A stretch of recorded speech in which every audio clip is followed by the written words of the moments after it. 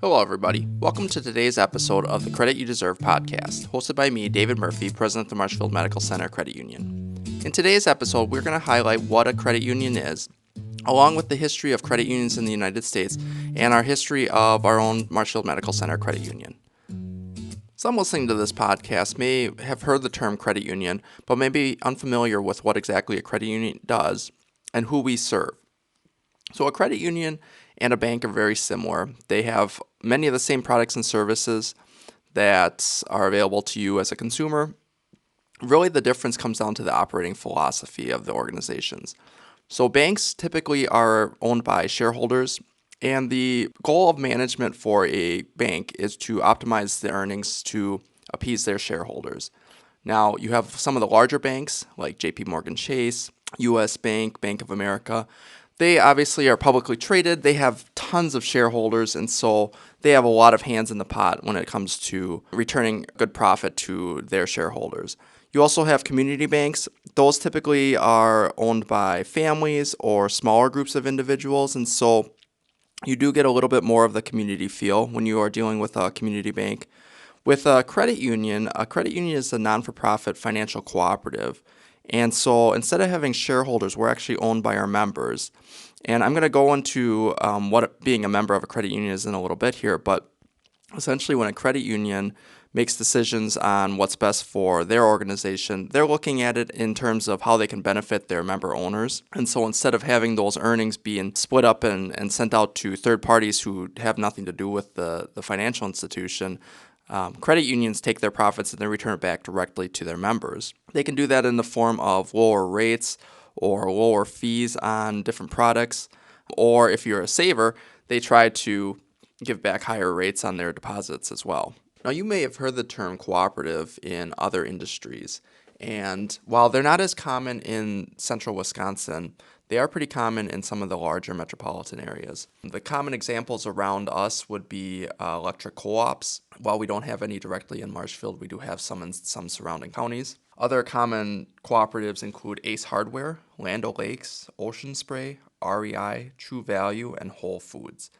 And so these businesses are governed by the cooperative principles. And those 7 principles are that they have a voluntary and open membership, that they have democratic member control, they have member economic participation, they have autonomy and independence, they provide education, training, and information, they have cooperation among cooperatives, and finally, they have a concern for the community. And so as a financial cooperative, another one of the differences between us and banks is that that's how we govern our organization. Yes, we have members who have to be eligible to join a credit union, and many credit unions are open to common bonds, whether it be in the community that you live or you work in, or for some that are called closed chartered or seg-based credit unions. Their common bond may be the industry that they work for or the business that they actually work for.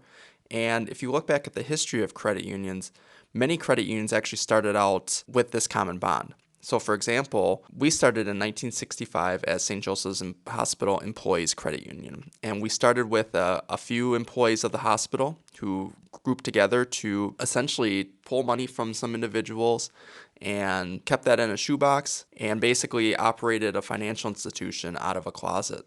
And so that's a common story that you hear from a lot of different credit unions when you ask about their history, is that there was a group of employees who started their credit union. And back in those days, financial services weren't readily available. A lot of the larger banks or banks in these communities, they were out to make a dollar, so they weren't willing to work with those who were low income or maybe on the poverty line. And so financial services weren't readily available to those individuals. And so credit unions really took hold in the 50s and the 60s, and many credit unions popped up because of a need within these communities. We have a credit union in Marshfield who started at a church, and we have many credit unions across the country who started at different organizations. And yes, some of them have grown and have turned into community chartered or have become nationally chartered based on the structure of their organization. And some credit unions have remained true to the party that they started with. We've grown a little bit from where we started. So in 1965, we started as St. Joseph Hospital Employees Credit Union. By 1973, we had switched name to Marshfield Medical Center Credit Union, and we opened our charter to work with employees who worked at the Marshfield Clinic. And now our field of membership allows us to work with anyone who works in healthcare across the entire state of Wisconsin and their immediate family members. And so that's the common bond that we serve. And that common bond has to be approved by the state government, or for some credit unions, it has to be approved by the federal government to allow them to serve that bond. And so as credit unions look to continue to grow, that's an avenue in which they explore. They determine, are there different communities that they're able to serve? Are there different common interest groups that they're able to serve? And that's how they determine, is there a need for more credit unions or whatnot? At the end of the day, though, credit unions still are in the business of serving their members and providing good financial advice and sound financial products to meet the day-to-day needs of all of our members. Credit unions were a concept that were developed by an individual in southern Germany back in the late 1800s. And the first credit union actually was established in North America in early 1901. Alphonse Desjardins brought the concept from Europe over to Canada and structured the first credit union in Canada. The first credit union started in the United States in 1909. After the late 1900s, when Edward Filene and Alphonse Desjardins worked on getting legislation passed in the state of Massachusetts to allow for credit unions to be formed, the first credit union started in 1909. It was called St. Mary's Bank, and at that time they didn't have the term credit union, but the concept for credit unions was borrowed from the model that was used in Germany. And St. Mary's Bank actually still operates to this day over in Massachusetts. Since then, the credit union industry moved west as the country was moving west, and so now you have just under 5,000 credit unions across the entire country. Here in Wisconsin, the first credit union started in 1929. So we're almost at the 100-year anniversary of that credit union. And again, that credit union is actually still going. That's Prime Financial Credit Union down in Milwaukee. They were started by a group of City of Milwaukee employees who, similar to many other credit unions, grouped together to handle the finances for their employees at the city level. And so credit unions really took off at the heyday. In the state of Wisconsin specifically, we had over 700 credit unions across the entire state. In today's society, we have just over 115 credit unions right now, so we are down from when we were at the max.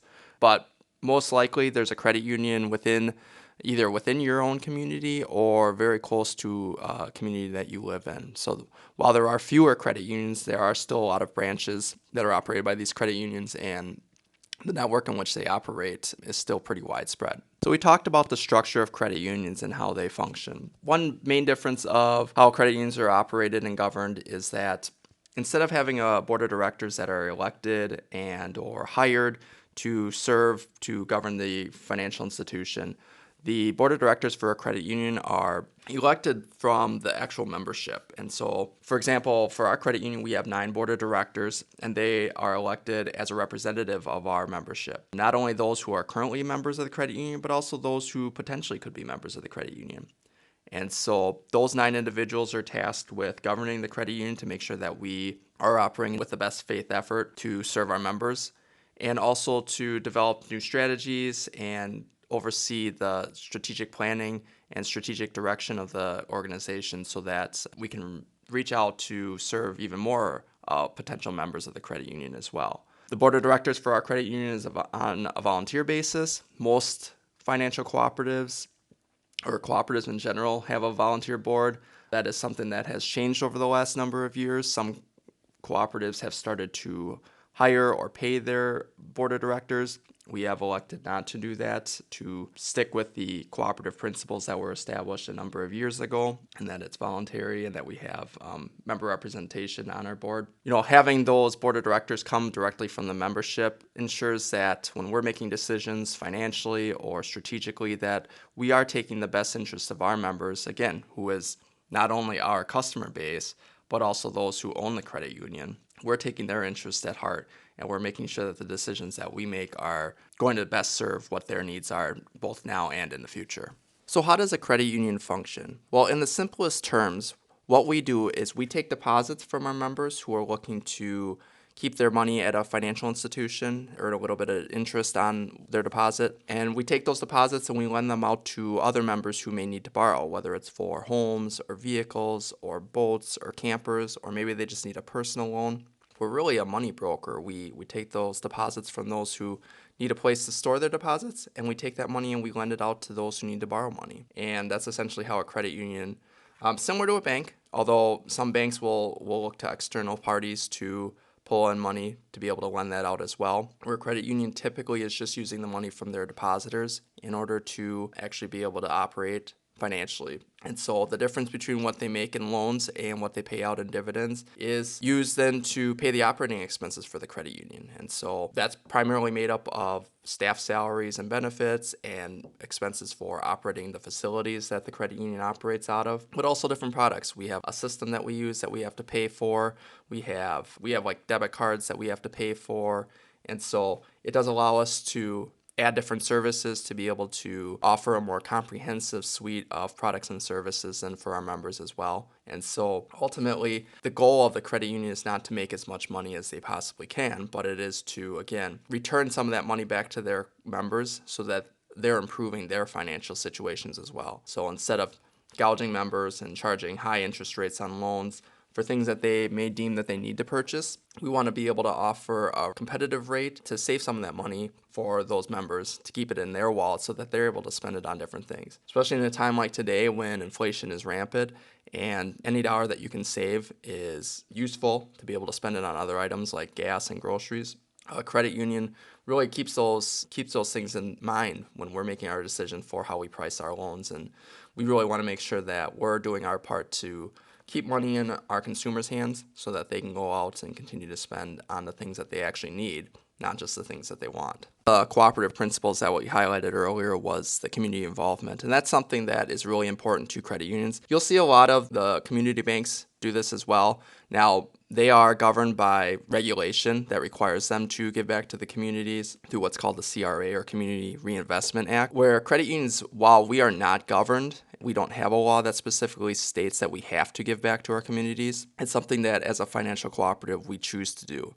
So you'll see in the state of Wisconsin, for example, we have approximately 100 in-school branches. So those are branches that are operated by credit unions that are actually located directly within high schools or middle schools, or some even have elementary school branches. And so the credit union will actually send staff out to those branches, and they'll work with the students to help them, whether it's just depositing money or learning a little bit more about their finances or improve their financial literacy. But they will work directly with those schools to make sure that they have access to affordable finances. And when you talk to these credit unions who are operating these in-school branches are not profitable for a financial institution directly. They typically are losing money by sending resources to devote to that staff, but it's more the long-term view of the benefits coming from operating an in-school branch. So obviously you're reaching students at a young age.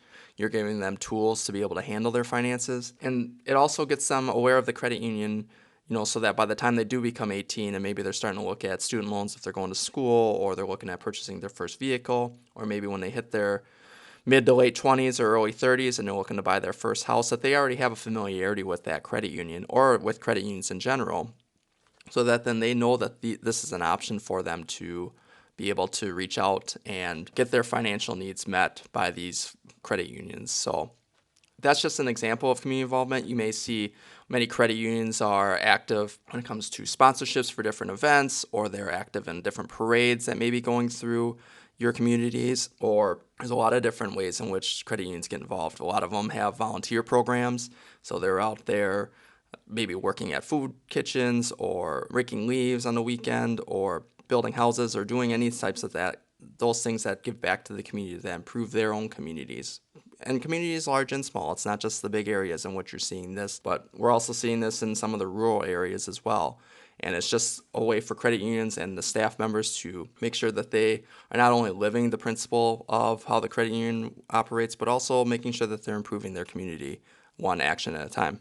While there is a lot of awareness for credit unions, in the grand scheme of things, credit unions actually hold a pretty small market share of the financial services industry in general. So while, again, there are approximately 5,000 credit unions across the country, that holds over $2 trillion worth of assets or deposits from their members. And we also serve over 130 million members across the country, which is a good portion of the population. At the end of the day, according to CUNA, or the Credit Union National Association's numbers for 2021, credit unions only hold about 9% of the financial services market share in general. Who holds the rest of that? Well, it is held by the banking sector, but it's actually pretty astonishing how that breakdown occurs. So smaller banks, which are constituted as community banks, and those that are not part of the largest 50 banks, let's just say that way.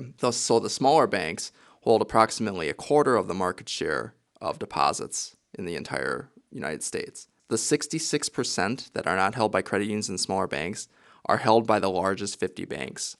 And so while credit unions and banks, we don't typically get along, but at the end of the day, the community banks that we directly work against typically, we're actually in the same boat trying to fight the largest banks that are in the United States. So by them holding approximately 2/3 of the market share, that's an area in which credit unions need to be aware, and credit union members. And that's where credit unions are working on growing that awareness of the industry in general, but also to make sure that more and more members work with credit unions. That's going to improve the financial situations for a lot more Americans. And ultimately, that's going to be an improvement for our economy and society in general. In the state of Wisconsin, the market share for credit unions is a little bit better than what it is for the national average. So credit unions hold approximately 19% of all deposits in the state of Wisconsin. We serve 3.5 million consumers throughout the state, which is a good portion of the population of the state of Wisconsin, despite only having 115 credit unions. Of the banking sector, smaller banks, again, those who are not part of the largest 25 banks, hold 22% of the market share, so just a little bit more than what credit unions hold. And the largest 25 banks hold almost 59% of the market share of deposits in the state. So while we are doing a little bit better in the state of Wisconsin than we are nationally, it's still an area that we want to work on to make sure that we can grow our market share. And again, it's really just to improve the financial situation for our members and for the citizens of Wisconsin in general. Right now, there's a campaign going out by CUNA, which is called Open Your Eyes to a Credit Union. That's an awareness campaign that's been running for a number of years now. And while we have seen some improvements in our market share, because we were down in the 6s and 7s earlier in the 21st century, as you can see, there's a lot of work that credit unions have to do to become an even bigger player within the financial services industry. Again, you're going to see credit unions pretty much in every community or a lot of different communities, not only in Wisconsin, but in the United States. But we still have a lot of work to do to try to reach out to more individuals to be able to serve their financial needs. Now, there is a misnomer that credit unions are just available to those who are low income or poverty level. And while, again, our financial structure allows us to be able to help those individuals to be able to offer them better, more competitive rates and less fees on their accounts than maybe our counterparts on the banking side would be able to offer, we are open to anyone who qualifies for membership based on our common bond. And so, whether it is a community that you live in or it is an industry or a business that you work for, there isn't any income thresholds or there isn't any type of levels from that standpoint that would disqualify you from working with a credit union. So I would encourage you, if you're not happy with your current bank or if you're not happy with your current financial provider, I would give a credit union a look, reach out to them, give them a call, give us a call if you're in the healthcare industry, or if you're in central Wisconsin. We're more than happy to have the conversation. Even if we can't help you, we're definitely available to direct you to another credit union who may be able to help you as well. Thanks for tuning into this episode of the Credit You Deserve podcast. If you have something you'd like us to cover in a future episode, reach out to us at MMCCU.com.